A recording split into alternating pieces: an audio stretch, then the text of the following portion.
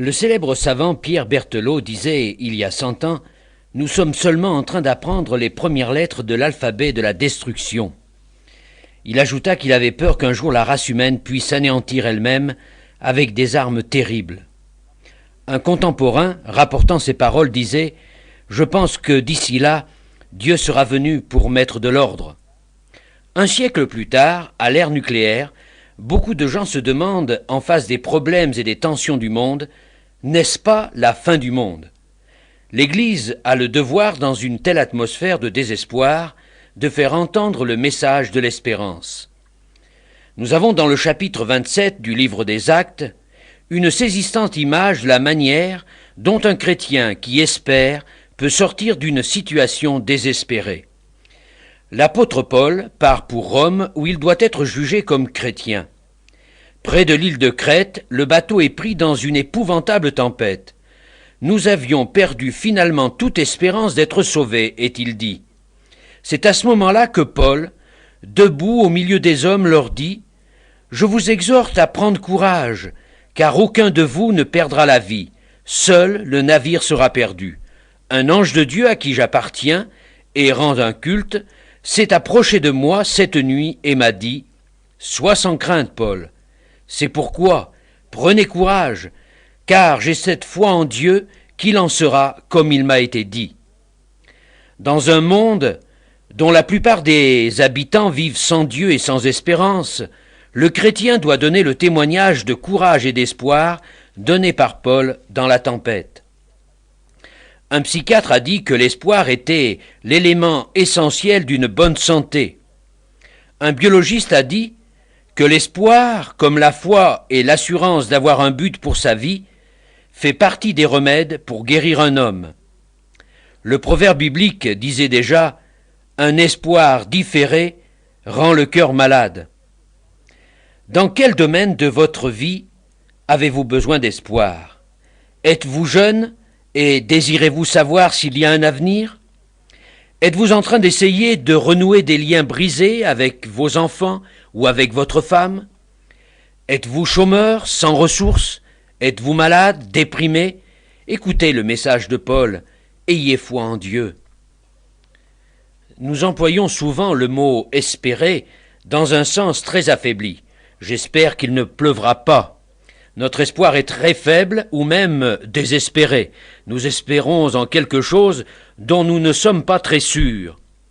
Dans la Bible, le mot espoir est un mot qui a un sens très fort.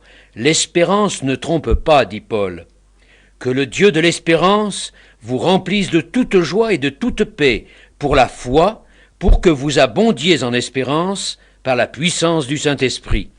Cette espérance, est-il écrit, nous l'avons comme une ancre solide et ferme pour notre âme. L'espoir ne doit pas être confondu avec un désir dont nous n'avons pas beaucoup de motifs de croire qu'il sera exaucé. L'espoir n'est pas de l'optimisme, certes, nous devons être optimistes, mais l'optimisme peut nous voiler la vérité. Un psychiatre a défini ainsi l'espérance. Ce sont des prévisions positives qui dépassent les faits visibles. J'aime cette définition. On prévoit, on attend quelque chose que l'on désire au-delà des faits visibles, c'est-à-dire sans se baser entièrement sur la situation présente. J'ajoute à cette définition que si notre attente est positive, c'est parce que nous nous confions en Dieu. Soyez toujours prêts à vous défendre contre quiconque vous demande raison de l'espérance qui est en vous, dit l'apôtre Pierre. C'est sur Dieu qu'est basée notre espérance. Le chrétien sait ce que Dieu a fait dans le passé pour le délivrer, et nous avons l'espoir qu'il continuera à le faire. Voilà pourquoi il est si important de lire la Bible, car tout ce qui a été écrit d'avance l'a été pour votre instruction, afin que par la patience et la consolation que donnent les Écritures, nous possédions l'espérance. Pourquoi Paul pouvait-il rester debout sur le pont de ce bateau en détresse et parler d'espérance? Parce que Dieu lui était apparu et lui avait promis qu'il arriverait à Rome. Paul savait que Dieu était fidèle à ses promesses. Les prophéties de l'Ancien Testament annonçant la venue du Christ se sont accomplies et nous donnent la preuve que nous pouvons nous confier à Dieu et à sa parole. Paul le disait au roi Agrippa dans le livre des Actes. Michée avait prédit que le Messie naîtrait à Bethléem. Zacharie avait dit qu'il monterait sur un âne pour son dernier voyage. Ésaïe avait prédit les tortures qu'on lui infligerait, le fouet, les crachats, qu'il serait même assimilé à des brigands.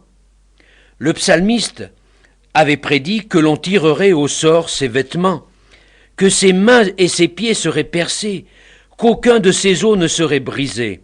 Tout cela s'est littéralement accompli.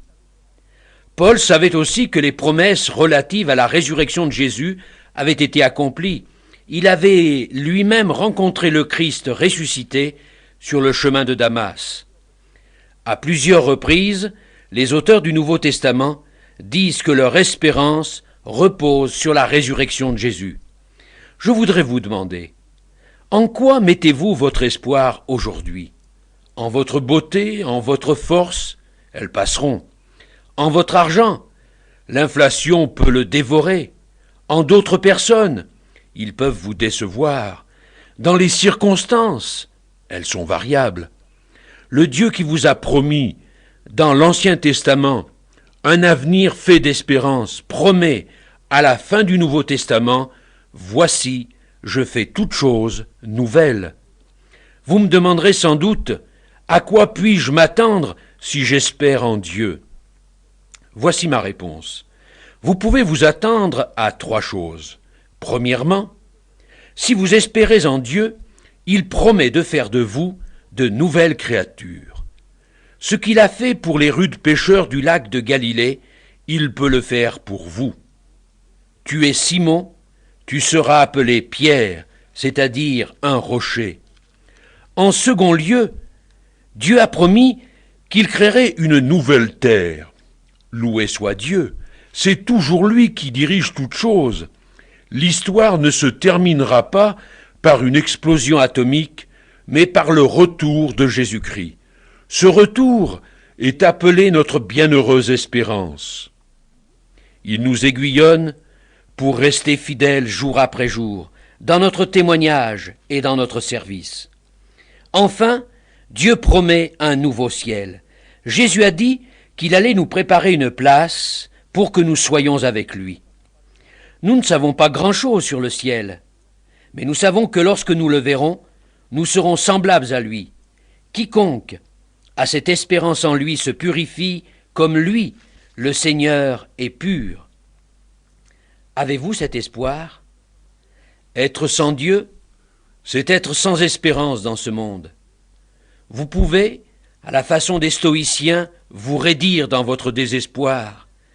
Je vous admire si vous pouvez continuer à vivre sans Dieu. Mais cela m'attriste pour vous, parce que votre vie pourrait être tellement plus belle. Vous connaîtriez des souffrances, des luttes encore, certes, mais votre vie serait une vie débordante d'espoir. Voulez-vous vous abandonner entre les mains de Dieu et recevoir avec la nouvelle naissance la nouvelle espérance? Christ sera en vous l'espérance de la gloire.